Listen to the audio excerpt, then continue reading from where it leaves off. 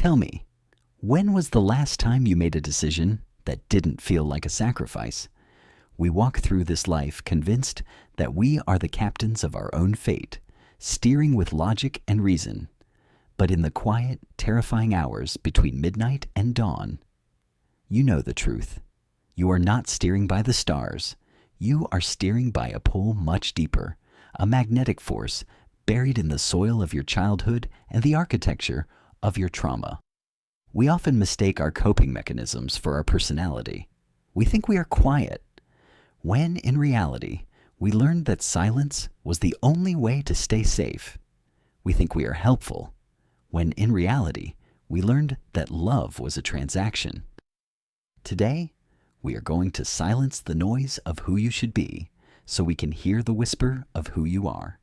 Visualize a table made of dark, an ancient oak sitting in a room lit only by candlelight. On this table lie 4 compasses. They are not merely tools, they are artifacts of your spirit. First, the silver compass. It is heavy, cool to the touch, forged from tarnished sterling. It looks like something a knight would carry. Stoic, impenetrable, and elegant in its reserve. Second, the driftwood compass. Carved from wood tossed by the ocean for decades, it is pale, warm, and smells of salt and old storms. It is scarred, yes, but it is unbreakable. Third, the obsidian compass. Carved from volcanic glass, blacker than a starless night. It is sharp, sleek, and dangerous. It feels electric, humming with a raw subterranean power. And fourth, the golden compass. Intricate, filled with gears that never stop turning. It shines with a blinding luminosity, vibrating with an anxious, beautiful energy, as if trying to capture the sun itself. Do not think. Reach out with your spirit. Which one feels like the weight you have always carried? Before we descend into the depths, I invite you to pause. To choose is an act of courage. If you are ready to meet yourself, claim your choice in the comments below right now. Write it down. I choose the silver compass, or I choose the driftwood. Let this be the first step in acknowledging the truth of your own soul. Now, let us begin the decoding. If your hand reached for the silver compass, you are the architect of a world behind a wall of glass. You move through life with a dignity that others mistake for distance. You are the person who enters a room and immediately scans the exits, not because you want to leave, but because you need to get everyone else out if the building catches fire. Your moral direction is guided by a profound sense of duty. This is not a job description. It is a survival strategy. You learned very early that the world is a chaotic place, and the only way to survive it was to become the one thing that never moves. You became the mountain. You became the statue. You learned to metabolize your own needs so quietly that even you forgot they existed. There is a nobility in your isolation. You are the strong friend. You are the one people call at 2 a.m. because they know you will answer and you will have a plan. You are the keeper of secrets, the vault that never cracks. But this strength is your customized prison. You have romanticized your own endurance. You tell yourself that you don't need anyone, that asking for help is a weakness you cannot afford. You wear your independence like a suit of silver armor, dazzling to behold, but so heavy that it is slowly crushing your spine. The pain you hide is that of the invisible sentinel.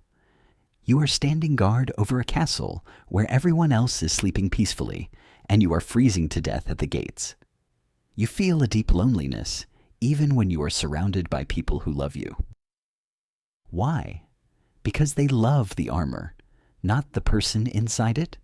They love the provider on the rock.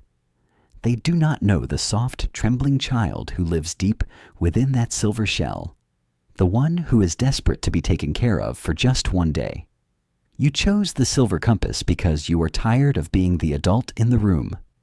You are tired of the hypervigilance that keeps your muscles tense even when you are asleep. You are navigating by a star called perfection. You believe that if you make a mistake, If you show emotion, the whole world will fall apart. You have elevated your suppression of emotion to an art form, believing that your silence is a gift to others. It is time to lower the drawbridge. The war you are fighting ended a long time ago, but you are still patrolling the borders. Your strength is not found in how much you can withstand. It is found in how much you can let in. You are allowed to be messy. You are allowed to be unreliable for a moment. You are allowed to say, I don't know, and I can't do this. The greatest act of courage for the guardian is not to pick up the sword, but to lay it down. You do not have to earn your place on this earth by being useful. You are worthy of love simply because you exist, not because of what you provide. Let the silver tarnish. Let the armor rust. Feel the wind on your skin. It is safe to rest now. If you were drawn to the driftwood compass, you are a soul that belongs to the tides. You are not made of stone or metal. You are made of something organic, something reshaped by the salt of 1,000 tears. You are the empath, the feeler, the one who does not just observe the world, but absorbs it. Your moral direction is guided by resonance. You navigate life by feeling. When you walk into a room, you feel the emotional temperature. You know instantly who is hurting, who is hiding, and who is lying. You possess a dangerous amount of compassion. You are the person who finds the stray cats, the broken birds, and you try to love them back to life. You have romanticized your own erosion. You believe that your ability to feel pain is what makes you deep, what makes you spiritual. You wear your scars like a map of your journey. You pride yourself on being the one who understands the darkness, the one who isn't afraid to sit in the mud with someone else. You have built an identity around being the fixer of souls, the sanctuary for the broken. However, the driftwood compass reveals a secret sorrow. You are drowning on dry land. You have become so porous that you have lost the shoreline of your own self. You give away pieces of your soul to people who only use them as kindling to warm themselves for a night, leaving you shivering. You confuse pity with love. You confuse shared wounds with intimacy. You stay in relationships long past their expiration date because you believe that leaving someone who is hurting is a moral failure. You are exhausted. It is a bone-deep weariness that sleep cannot touch. It is the exhaustion of being a spiritual sponge in a world full of spilled ink. You secretly resent the very people you help because deep down, you are waiting for someone to do for you what you do for everyone else. But because you ask for nothing, you receive nothing. You chose the driftwood compass because you are seeking a way to flow without being submerged. You are looking for permission to stop bleeding for people who do not bring you bandages. You have convinced yourself that setting boundaries is an act of cruelty, that saying no is a betrayal of your nature. You cannot heal the ocean by drowning in it. Your empathy is a superpower, but without a container, it is a curse. It is not your job to be the rehabilitation center for every broken soul you meet. The driftwood is beautiful because it has survived the storm, yes, but it eventually washes ashore to rest in the sun. Loving someone does not mean carrying their cross. You need to reclaim the energy you have scattered to the winds. Return to yourself.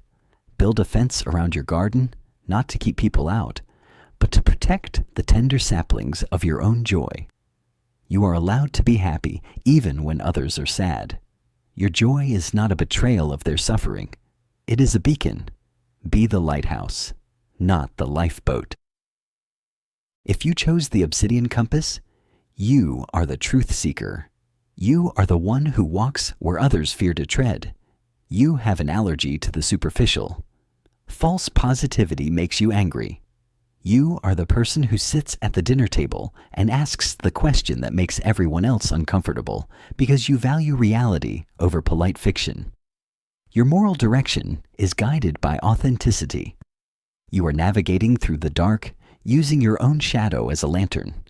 You have likely gone through a fire that should have killed you, a childhood trauma, a massive loss, a betrayal, and you didn't just survive it. You alchemized it. You turned your pain into power. You sharpened your intuition until it became a blade. There is a dark, mesmerizing romance to your solitude. You view yourself as the black sheep, the outlier, the lone wolf. You take pride in the fact that you don't fit in with the sheep who follow the herd. You tell yourself that you are misunderstood because you are too intense, too real, too deep for the average person. You have built a fortress of cynicism to protect a heart that is actually incredibly fragile. The secret pain of the obsidian compass is the pain of the exile. You pretend you don't care about belonging, but the truth is, you ache for it. You ache for someone who can look into your darkness and not flinch. You push people away before they can reject you. You test them. You show them your sharpest edges, your darkest thoughts, and you dare them to leave. And when they do, you nod and say, "I knew it," confirming the prophecy you wrote yourself. You are tired of fighting. You are tired of being the only one who sees the cracks in the foundation. You are tired of the constant vigilance, the feeling that you must always be ready for the betrayal. You live in a state of defensive expectation, protecting yourself from disappointment by never anticipating anything good. You have forgotten how to trust the sunlight because you have become so comfortable in the cave. You chose the obsidian compass because you are ready to stop using your pain as a weapon and start using it as wisdom. You are realizing that being right about the darkness of the world is a lonely prize. You are guarding a treasure room that is empty because you haven't let anyone in to fill it. It takes more courage to be soft than it does to be hard. Any fool can be cynical. It takes a warrior to remain hopeful. Yeah, you have mastered the art of surviving the night. Now you must master the art of living in the day. Your darkness is not a monster.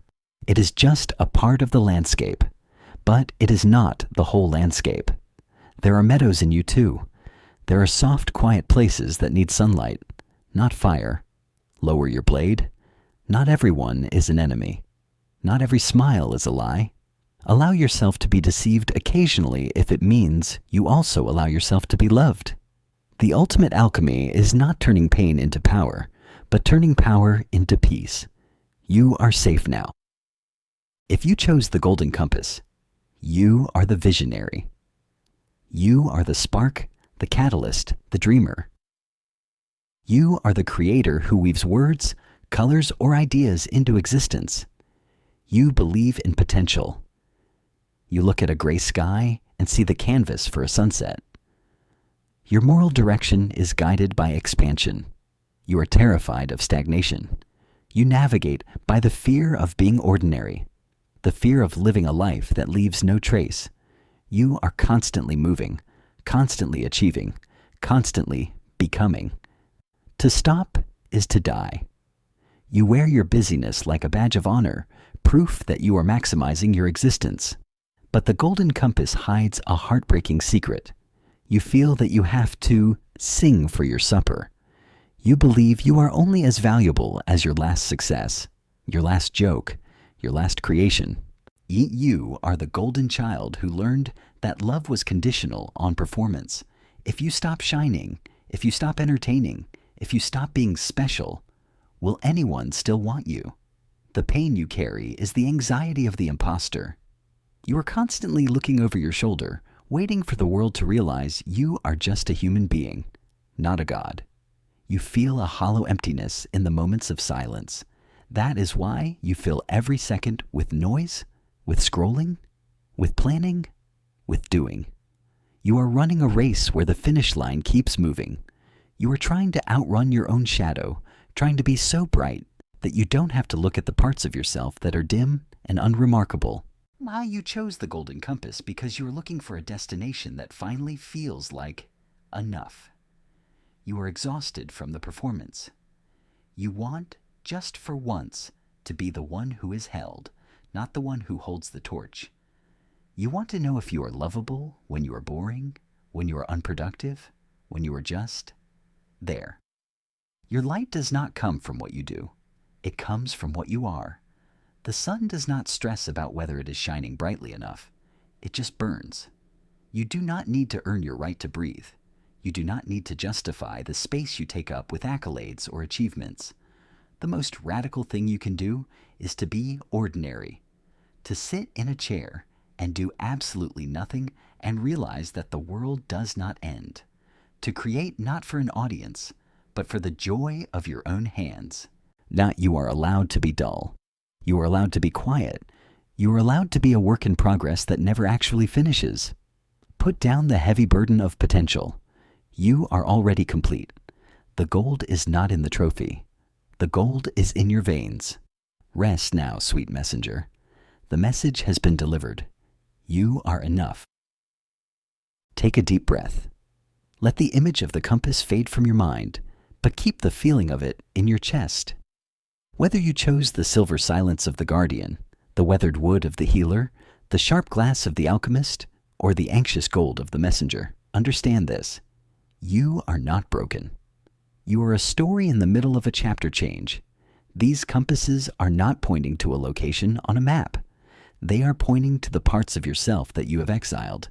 They are pointing to the wounds that are ready to become wisdom. The pain you feel, the loneliness, the exhaustion, the cynicism, the anxiety, is not a sign of failure. It is a sign of life. It is the friction of a soul rubbing against a world that is too small for it. You have survived by using these compasses. They kept you safe. They guided you through the dark woods of your past, but you are not in those woods anymore. You can thank the compass for its service, and then you can put it in your pocket. You don't need to navigate by defense mechanisms anymore. You can navigate by desire, by joy, by peace. This is a heavy realization, I know. It is a lot to carry alone. That is why I asked you to write your choice in the comments. Scroll down. Read the words of the strangers who chose the same compass as you. See? You are not the only lighthouse keeper. You are not the only one drowning in empathy. You are not the only one hiding in the dark or running from the quiet. We are a legion of wounded healers, walking each other home. If this journey stirred something in the waters of your unconscious, if you felt a shiver of recognition, then this is your tribe. Subscribe to this channel not as a consumer of content, but as a member of a circle. We dig deep here. We honor the shadow here. Until we meet again, remember, the compass doesn't tell you where to go. It only tells you where you are. And where you are is exactly where you need to be. Be gentle with yourself tonight.